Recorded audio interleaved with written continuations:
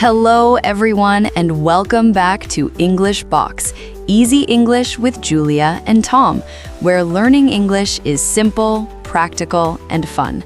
I'm Julia. And I'm Tom. Hi, everyone. It's great to be here with you today. Thanks for spending part of your day with us. I'm feeling awake, focused, and surprisingly professional today. That's a good sign because today's topic is very professional. Yes, today we're talking about careers. I'm excited to get started. Work, jobs, interviews, experience, future plans, all the things people talk about at work and sometimes complain about after work. Exactly. Whether you're a student, starting your first job, changing careers, or just trying to survive Monday mornings, this episode is for you. We're going to show you how people really talk about their careers in English, in simple conversations, in the office, and in everyday life. You'll hear common questions, natural answers, and useful expressions that native speakers use without even thinking about it. We'll also help you practice talking about yourself, what you do, what you've done, and what you want to do next. Don't worry if your English isn't perfect. Careers change, and your English can improve step by step too. As always, we'll keep things clear and relaxed, so you can listen while commuting, taking a break, or enjoying a quiet moment to yourself. Learning English doesn't have to feel stressful. It can feel like listening to two friends chatting. Before we begin, if you enjoy learning English through calm, natural conversations like this, please like this episode and subscribe to the channel. It really helps us keep creating more practical content for you. So take a deep breath and let's jump into today's episode, talking about your career in real English.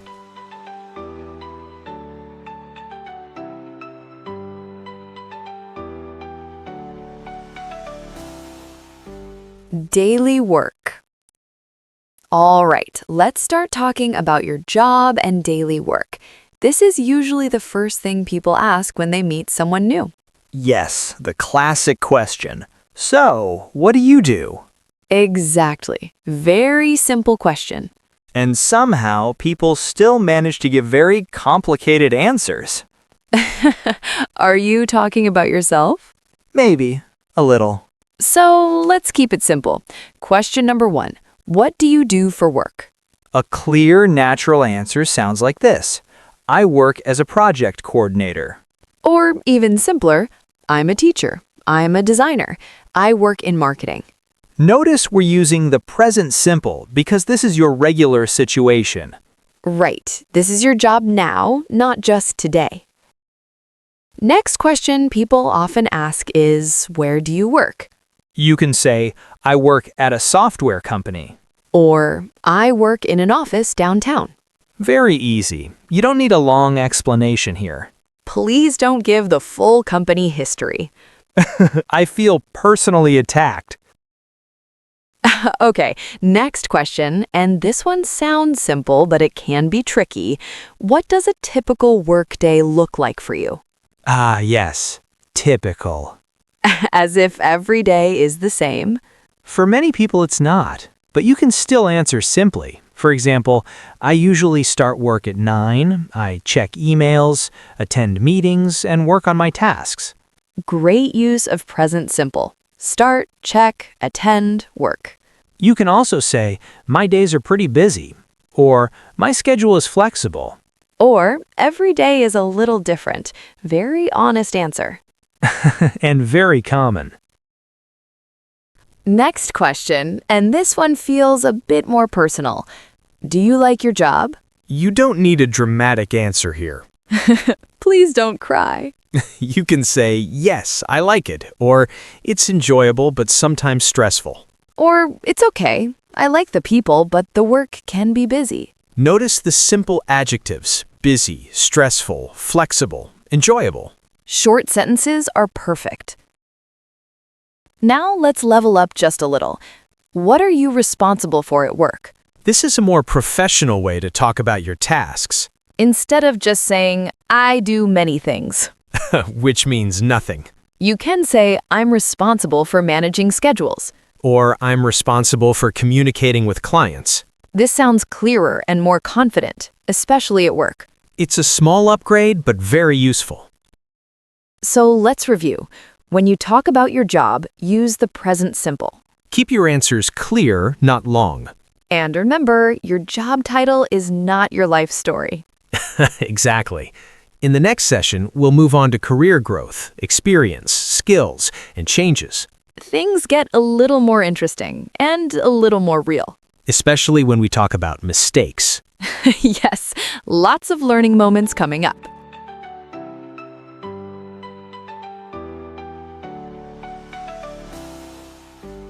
Career growth. Let's move on to talk about experience, skills, and how your career grows over time. Ah, yes. Growth, learning, improving. You sound very confident already. One very common question people ask is, how long have you been doing this job? This is where the present perfect becomes your best friend. For example, you can say, I've been doing this job for 3 years. Or, I've worked here since 2025. Notice how we're connecting the past to now. The job started before and it's still true today. That's why we don't say, I worked here for 3 years if you still work there. Exactly. That sentence sounds finished, like you already left the job. Next question you'll hear a lot is, what skills have you learned so far? You can answer, I've learned how to manage my time better. Or, I've improved my communication skills. These verbs are very useful at work. Learned, improved, developed. I've learned many skills. Oh? I forgot some of them. That still counts as experience. Now let's switch to a past simple question. What was your first job? This question is about the past, finished, done, over. So you can say, my first job was working in a cafe. Or, I worked as a sales assistant when I was a student. No present perfect here because this job is no longer part of your life now. And honestly, I'm okay with that. We all start somewhere. Another very common question is, have you changed careers or roles before? You might say, yes, I have changed roles once. Or no, I've worked in the same field my whole career. Again, present perfect because we're talking about life experience. Even if it happened years ago, it's still part of your story today. Now let's talk about challenges. People often ask, what's the most challenging part of your work? This is where people usually pause and sigh. You could say, managing deadlines is challenging. Or the workload can be demanding. But it's very natural to balance that with something positive. Like it's challenging, but also rewarding. That sounds very professional. Here's a small English upgrade you'll hear a lot at work. I've been working on. For example, I've been working on improving my presentation skills. This shows ongoing effort, not finished, still in progress. Which describes my learning style perfectly. Continuous improvement. So in this session, we practiced talking about experience and growth. Present perfect for life experience. Past simple for finished jobs. And useful verbs to talk about skills, improve, develop, manage, handle. The goal isn't perfect grammar. It's telling your story in clear, confident English.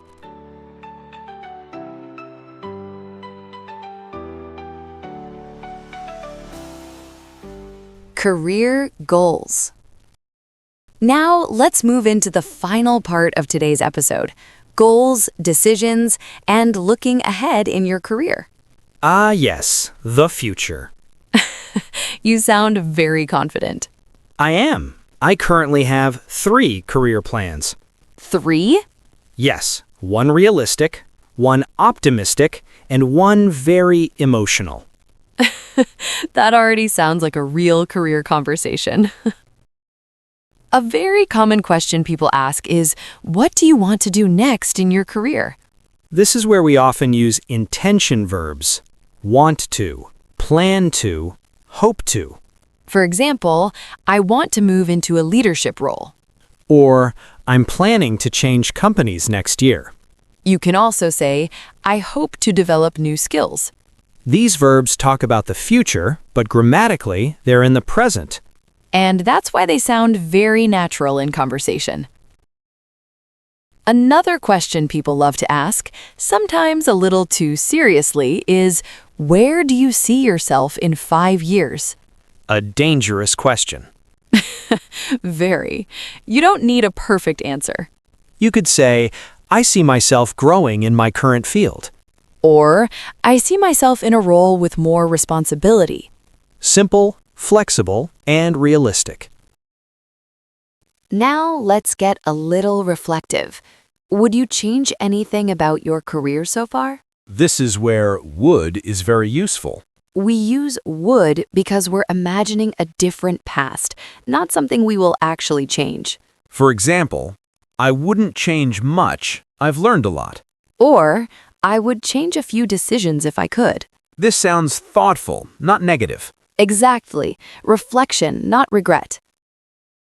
Another great question is, what advice would you give to your younger self? Mine is easy. Stop checking work emails at night. Very practical advice. You could say, I would tell myself to be more patient.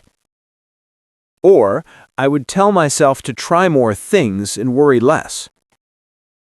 Now let's try a light conditional. For example, if I had more time, I would focus more on balance.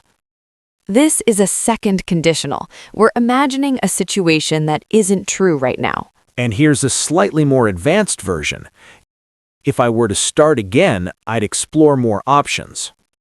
This sounds a bit more formal, but you'll hear it in professional conversations. Finally, a big values question. What matters more to you? Money, balance, or meaning? My answer changes every Monday morning. Very honest. You might say, balance matters more to me now. Or, meaning is more important than money for me. There's no right answer, just clear, honest English. So in this session, we talked about goals, choices, and reflection.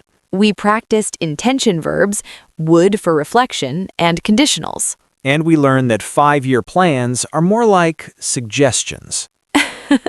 Exactly. Your career doesn't need a perfect math, just a direction.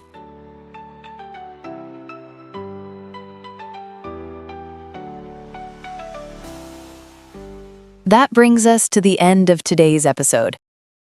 Today, we talked all about careers, from starting out and daily work to experience, growth, and reflecting on future goals. And remember, speaking well doesn't mean speaking perfectly. When you talk about familiar topics like your own job and experience, English feels more natural and much less stressful. Before we finish, let's quickly review some useful vocabulary we used in today's conversations, including a few slightly more advanced words. First, responsibility. Responsibility means something you are in charge of at work. For example, I'm responsible for managing projects. We also used experience, which means knowledge or skills you gain from doing a job. Example, I have experience working with international clients. Another useful word is challenging. Challenging means difficult, but often in a good way. Example, my job is challenging but rewarding. And finally, we talked about balance. Balance means having time for work and life. Example, work-life balance is important to me. Now it's your turn to practice. Try saying 1 or 2 simple sentences about your job or career goals. You can say them out loud or write them in the comments. Small practice really adds up. For example, I want to improve my skills at work. If you enjoy learning English through calm, natural conversations like this, please like this episode and subscribe to the channel. It really helps us keep creating lessons for busy learners like you. Thank you for spending this time with us. Be patient with yourself, trust your progress, and keep practicing, one real sentence at a time.